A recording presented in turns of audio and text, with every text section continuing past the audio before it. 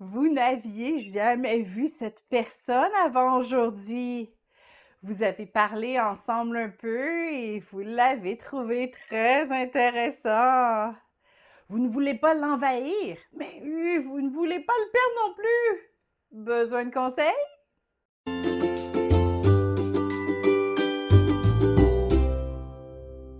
La vie est faite d'occasions où nous rencontrons toutes sortes de nouvelles personnes, que ce soit lors d'une étude biblique, d'un concert ou d'une fête d'amis communs. Si vous voulez trouver un ou une partenaire de vie, il est d'ailleurs à votre avantage de multiplier les moyens de connaître de nouvelles personnes.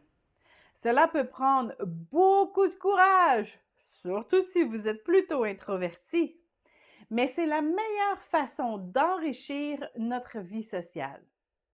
C'est aussi un bon moyen de devenir plus détendu lorsque vous rencontrez des nouvelles personnes. Si vous prenez l'habitude de vous rendre dans des endroits un peu non familiers et de parler avec des étrangers, vous serez de plus en plus à l'aise en face de nouveaux visages. Durant une de ces activités, vous discutez avec une charmante jeune femme.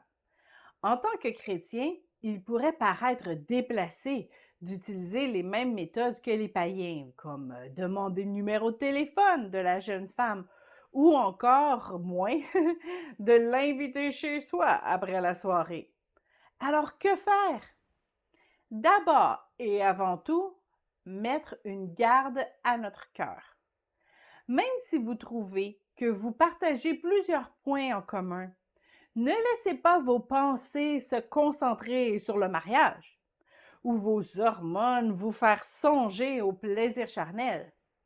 Liez bien votre cœur en vous rappelant d'un point essentiel. Le mariage est l'union de deux meilleurs amis. Et c'est là le secret d'une bonne approche sanctifiée et efficace. Toujours garder en tête l'idée de l'amitié. Par exemple, si vous rencontrez une personne du même sexe que vous et que vous songez qu'elle pourrait devenir votre amie, comment est-ce que vous agiriez? Vous lui feriez peut-être une demande d'amitié sur les médias sociaux d'abord, pour continuer à apprendre à la connaître. Vous n'avez certainement pas une liste de critères pour trouver une amie. Donc, vous ne passeriez pas un long questionnaire à la nouvelle connaissance pour voir est-ce que ça vaut la peine pour vous de développer votre relation avec elle. Il en va de même avec une personne qui pourrait peut-être devenir un ou une partenaire. Après une rencontre, ne commencez pas à lui poser des questions pour voir si cette personne pourrait rencontrer votre liste de critères. Au lieu de vous demander est-ce que cet étranger pourrait être mon futur mari? Demandez-vous est-ce que cet étranger pourrait devenir mon ami? Ah, nous devons épouser notre meilleur ami, donc commençons par l'amitié. En changeant nos attentes, nous sommes beaucoup moins stressés de communiquer avec cette nouvelle connaissance. Nous ne sommes pas en train de bâtir notre avenir en lui envoyant un message. Ne vous inquiétez pas, ce n'est jamais une perte de temps de parler avec d'autres chrétiens. Nous sommes une grande famille, avec plusieurs frères et sœurs. Apprenons à communiquer entre nous, sans attente.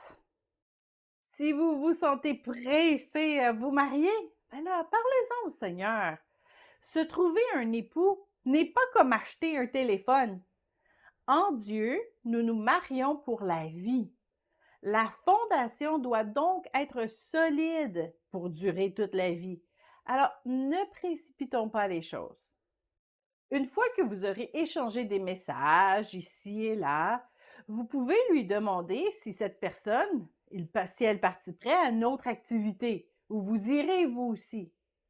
Si vous vous étiez rencontrés dans un concert chrétien, par exemple, demandez-lui si elle pense aller à tel autre concert chrétien, comme vous le feriez avec une amitié émergente.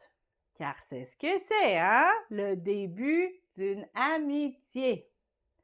Gardez aussi en tête que certaines personnes sont loquaces et d'autres plus réservées.